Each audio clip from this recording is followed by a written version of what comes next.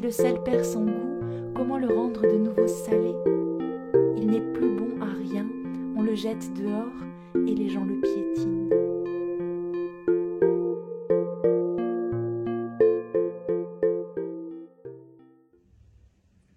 Hello, bonjour les accros du sel.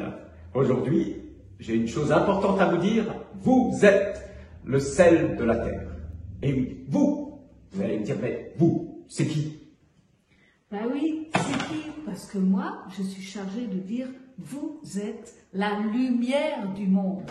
Oui, bon, Lopiote, est-ce que tu peux la mettre en veilleuse, s'il te plaît? Parce que c'est ma vidéo, là. Oui. Bon, alors, je disais donc, vous êtes le sel de la terre.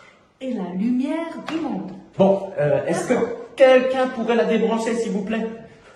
Bon, avant que j'étais interrompu, je vous disais, vous êtes le sel de la terre.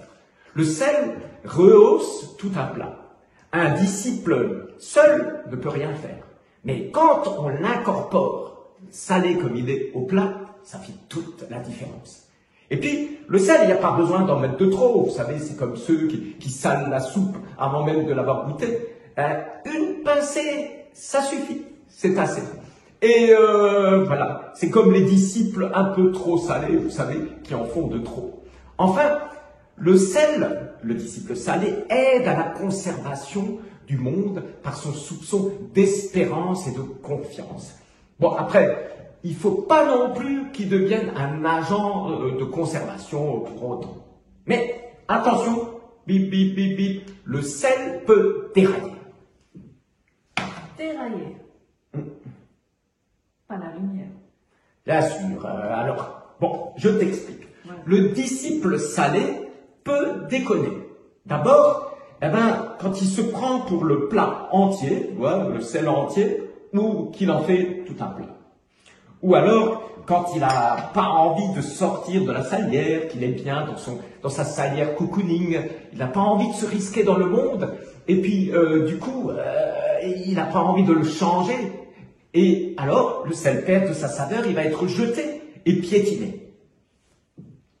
Alors finalement, que tu sois gros sel, sel fin ou sel riz. Ah oui, céleri. Ah ben. Bon, Ah allez, oui. allez. C'est vrai. Ça a fallu du temps quand même. On n'est pas aux grosses légumes ici. Donc, finalement, vous vous risquez toujours parce que vous êtes le sel de la terre.